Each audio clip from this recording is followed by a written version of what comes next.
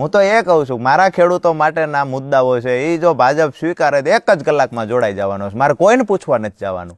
30 વર્ષથી ભાજપનું શાસન છે રાજ્યમાં. ખેડૂત માટે એણે ખૂબ સારા કામ કર્યા છે એવું તમને લાગે છે? બિલકુલ નથી લાગતું.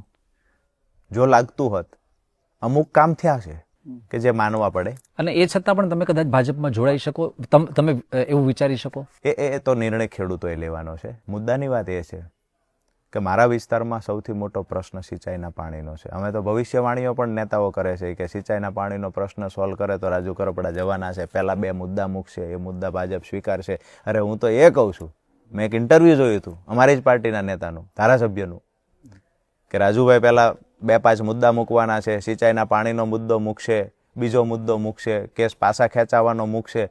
અરે હું તો બીબીસીના માધ્યમથી એ પણ કહું છું ને કે મારા 5 મુદ્દા મૂકેલા એ સ્વીકારી લેતા હોય તો હું 1 કલાકમાં જોડાઈ જવાનો છે. મારા ખેડૂતો માટેના મુદ્દાઓ છે એ જો ભાજપ સ્વીકારે તો 1 જ કલાકમાં જોડાઈ જવાનો છે. મારે કોઈને પૂછવા નથી જવાનું. આ શક્યતા તો એ જ વધારે ઉજળી કહેવાય ને કે તમે બીજેપીમાં જોડાવ. બિલકુલ ઉજળી ના કહેવાય. કેમ? સત્તામાં બીજેપી છે અને તમે જે માંગ કરો છો એ તો સરકાર જ લાવી શકે ને, વિપક્ષ તો ન લાવી શકે, કોંગ્રેસ તો ન લાવી શકે. સરકાર લાવી શકે ને સરકાર લાવશે તો 100% એની સાથે જશું, અને નહીં લાવે તો વિપક્ષમાં હશું. તો આવી કોઈ વાટાઘાટ કે ચર્ચા ચાલે છે? બિલકુલ ચાલતી નથી.